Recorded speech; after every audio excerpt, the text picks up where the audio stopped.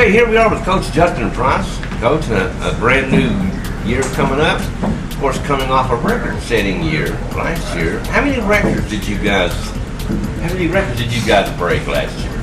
I've seen the list of records, Coach. It's in the 30s. Yeah, Josh Parker kind of keeps up with all that, and he gave me a printout at the end of the year. But it's once the season ended last year, it was neat to kind of look back and see all the things that those guys were able to accomplish.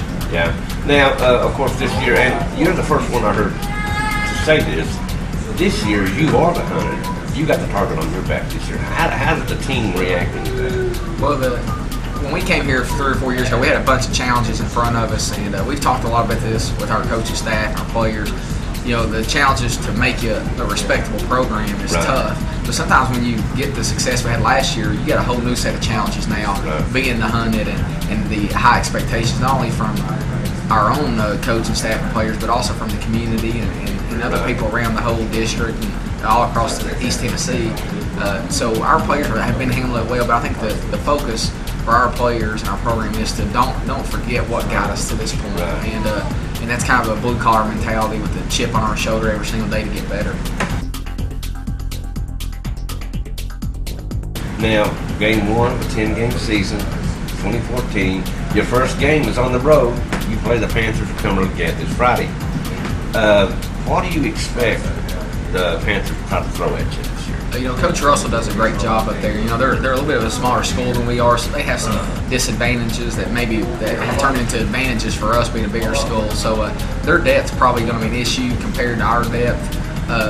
But you know, they have a big offensive line, and those guys, they're probably going to make them kind of control the game as much as they can. So it's important that we kind of get them behind the chains a little bit and force them some long down situations. Therefore, so our offense can get back on the field. Well, I think one, they got to understand and respect every opponent that we play, and we've been able to show some film on them and talk about the strengths of Cumberland Gap, because every team we play has certain strengths about them, and we got to be able to take those away, no matter who you're playing. And then at the same time, we got to worry about what we do good and continue to improve every single day and throughout the whole season.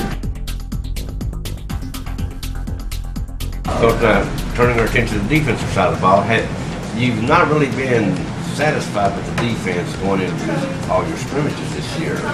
Are they going to be ready to go by the game time? Yeah, we've made a lot of progress. You know, I think you don't replace Nick Bailey, you don't replace Andrew Evans or Christian Monday. Those guys were so big. But collectively, I think we've had a group of guys kind of fill some voids that those guys left.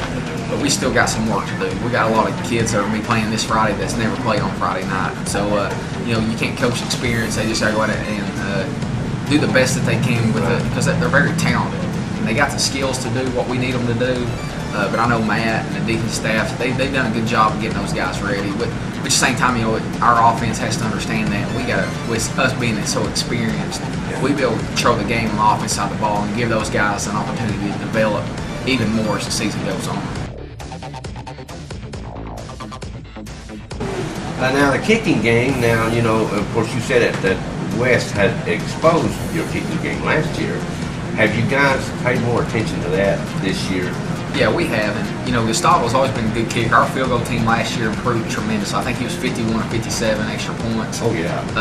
And that was something, a point of emphasis for us last year, because we lost some games we felt like due to extra points. And when, you know, one in particular that comes to my mind is the Central game. You guys had it, and maybe what, a 10, 13-yard field goal would have won the game against Central up here at Campbell County a couple years ago. Yeah. And the kicking game let you down. Right, and that's so. But we've kind of taken that and spread all over the whole special teams. You know, punt team, kickoff, return, kickoff.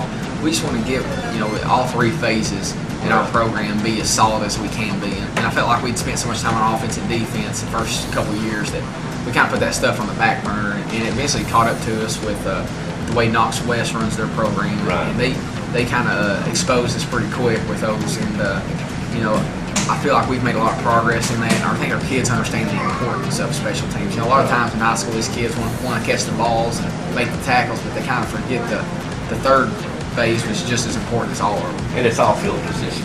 Right.